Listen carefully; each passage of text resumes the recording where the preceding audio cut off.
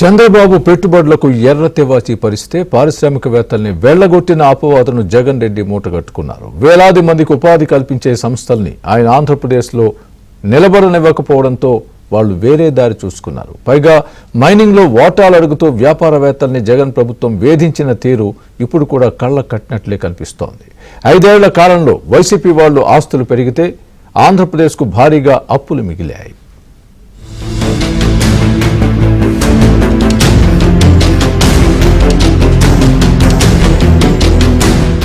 ఆంధ్రప్రదేశ్ అభివృద్ధికి వైసీపీ అడ్డంకిగా మారింది. పరిశ్రమలు వస్తేనే అభివృద్ధి ఉంటుందని తెలిసి కూడా జగన్ దుశ్చర్యలు ఆపలేదు. పారిశ్రామిక రంగం పూర్తిగా విధ్వంసానికి గురైంది. విశాఖపట్నంలో లూలు సంస్థకిచ్చిన స్థలం లీజును రద్దు చేయడంతో ఆ సంస్థ ఏపీ నుంచి వెళ్లిపోయింది. అనంతపురం జిల్లాలో జాకీ సంస్థకిచ్చిన భూముల్లో నిర్మాణాలు ప్రారంభిస్తే అక్కడున్న ఎమ్మెల్యే కమిషన్ల కోసం వారిని బెదిరించారు. దాంతో జాకీ సంస్థ ఏకంగా సీఎం జగన్ కే లేఖ రాసి భవిష్యత్తులో ఏపీకి రాబోవని స్పష్టం చేసింది. రాష్ట్రం నుంచి నిష్క్రమించింది. ఇక రాష్ట్రంలో ఎప్పటినుంచో పేరెన్నికగన్న సంస్థగా అనేక రివార్డులు అవార్డులు సొంతం చేసుకున్న అమర్ రాజా బ్యాటరీ సంస్థను కూడా తీవ్ర ఇబ్బందులకు గురి చేశారు. కాలుష్యం పేరుతో ఈ సంస్థను మూసివేయించేందుకు ప్రయత్నించారు. న్యాయస్థానాలు అండగా నిలవడంతో అమర్ రాజా బ్యాటరీస్ ఉత్పత్తిని కొనసాగించింది. జగన్ రాజకీయ కక్షతో ఆనాడు టీడీపీ ఎంపీగా ఉన్న గల్లా జయదేవ్ను బెదిరించేందుకు చేసిన ప్రయత్నాలతో అమర్ రాజా బ్యాటరీస్ తన భవిష్యత్తు విస్తరణను ఆంధ్రప్రదేశ్ నుంచి తెలంగాణకు మార్చేసింది. కియా సంస్థను ప్రారంభించేందుకు జగన్ వెళ్లగా అక్కడ ఉన్న ఎంపీ గోరంట్ల మాధవ్ కియా యాజమాన్యాన్ని 2 వేళ్లు చూపించి కాల్చేస్తామంటూ బెదిరించిన వైనంతో కియా పరిశ్రమ అనంతపురంలో అనుబంధ పరిశ్రమలు ఏర్పాటు చేసేందుకు ముందుకు రాలేదు. విశాఖపట్నంలో అనేక పరిశ్రమలు తమ విస్తరణ ప్రతిపాదనలను నిలిపివేశాయి. దీంతో పాటు రాజధాని అమరావతిలో కేంద్ర ప్రభుత్వం తమ కార్యాలయాలను నిర్మించాలని భావించినప్పటికీ జగన్ అడ్డుకున్నారు. వారికిచ్చిన భూములను కూడా రద్దు చేశారు.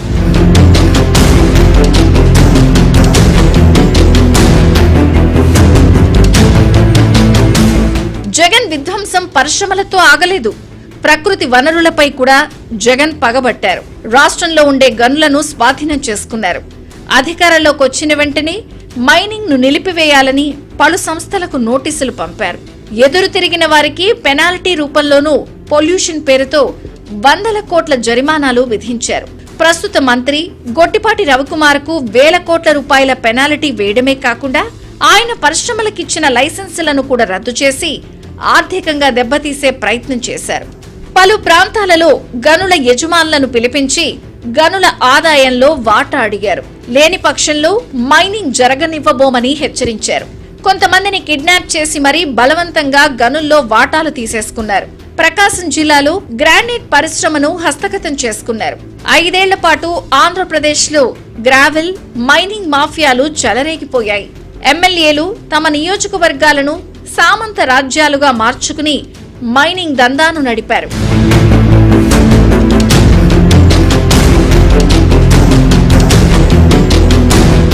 ఉద్యోగులకు సకాలంలో జీతాలు ఇవ్వకపోవడం, చివరకు ఉద్యోగులు దాచుకున్న సొమ్ము నుంచి వారికి రుణాలు కూడా ఇవ్వకపోవడం వంటి పనులు జగన్ కే చెల్లింది. వాటితో పాటు రివర్స్ పీఆర్సీనిచ్చారు.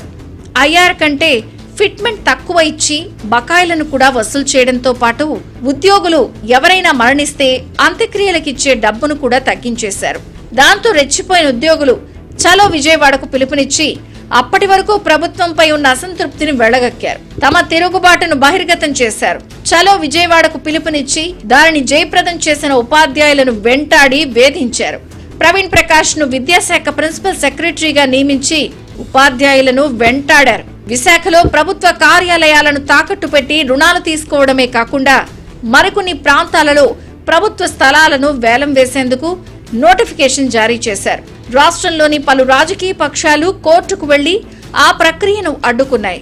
దేశంలో ఏ రాష్ట్రంలో లేని విధంగా రాష్ట్ర ఆర్థిక సంస్థ పేరుతో ఒక కార్పొరేషన్ ఏర్పాటు చేసి పలు ప్రభుత్వ శాఖలు, యూనివర్సిటీలు, చివరకు ఎస్ఎస్సీ బోర్డు వద్ద ఉన్న విద్యార్థులకు ఫీజులు చెల్లించే నిధులను కూడా అధిక వడ్డీ ఇస్తామని ఆ కార్పొరేషన్ కు బదలాయించి సంక్షేమ పథకాలకు మళ్లించారు. దాంతో యూనివర్సిటీలు దివాళా తీశాయి. వీటన్నింటికీ మించిన ఆర్థిక అరాచకానికి పరాకాష్ఠ ఏమిటంటే భవిష్యత్తులో రాష్ట్ర ప్రభుత్వం అమ్మే మద్యంపై వచ్చే ఆదాయాన్ని కూడా తాకట్టు పెట్టి అప్పులు తీసుకుని వచ్చారు. సుమారు 12,500 కోట్ల రూపాయల 6 బ్యాంకుల కన్సార్షియం నుంచి రుణంగా తీసుకున్నారు. అడవులు ఆక్రమించారు, అదేవిధంగా గ్రనైట్లు వీళ్ళు ఇష్టం వచ్చినట్టు తవ్వుకున్నారు, మైన్స్ వీళ్ళు ఇష్టం వచ్చినట్టు తవ్వుకున్నారు. అలాగా తను కానీ తన వ్యక్తులు కానీ ఈవెన్ లెక్కర్లో చూస్తున్నాం 3,200 కోట్ల రూపాయలు లెక్కర్లో అవినీతి జరిగిందే, డబ్బులు ఎక్కడ పోయాయి అనేది ఇప్పుడు ఎంక్వైరీ చేస్తున్నారు. అదేవిధంగా ఇచ్చిన వాళ్ళ పేర్లు బయటకు వచ్చే ఇప్పుడు 4-5 వాళ్ళందరం కూడా ఈనాడు అరెస్టులు చేయడం ఇవన్నీ చేశారు. అదేవిధంగా వీళ్ళ డబ్బు ఎక్కడికి వెళ్ళిందంటే అల్టిమేట్గా జగన్మోహన్ రెడ్డి దగ్గరికి 1,000 కోట్ల రూపాయలు వెళ్ళింది.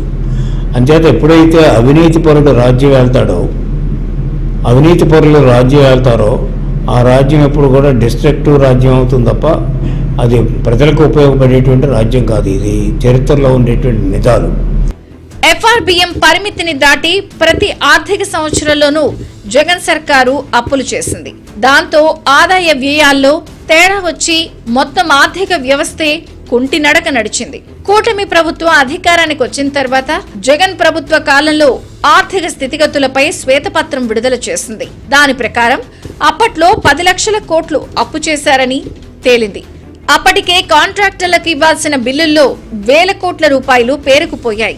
అభివృద్ధిని విస్మరించి అనుత్పాదక వ్యయాన్ని పెంచడం ద్వారా ఆర్థిక వ్యవస్థను దివాళా తీయించారని కూడా ఆర్థిక నిపుణులు విశ్లేషించారు. దీనివల్ల జీడీపీ తగ్గిపోయి రాష్ట్ర ఆర్థిక క్రెడిబిలిటీతో పాటు రేటింగ్ కూడా పడిపోయిందని పలువురు ఆర్థికవేత్తలు అభిప్రాయపడ్డారు.